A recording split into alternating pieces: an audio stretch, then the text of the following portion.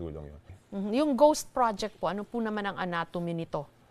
Ghost How does it project. happen na nagkakaroon ng ghost projects? Yun, ano yun, kawalang yan talaga yun. Di ba? Grabing kawalang yan yun. Paano po nangyari na pinondohan, wala namang proyekto?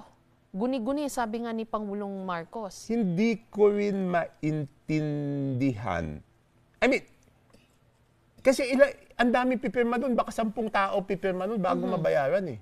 So ibig sabihin yung 10 taong yun, nagkasundo sila na, okay, ang gagawa nun is, yung mga kailangan pumirma para bayaran, di ba? Pero, I'm assuming, hindi isang pirma yan. Hindi 2 pirma, hindi 3 pirma, di ba? Yeah. Ilan ang nagkasundo-sundo doon na lahat sila magsa-certify? Number 1. Number 2, may literato yan eh.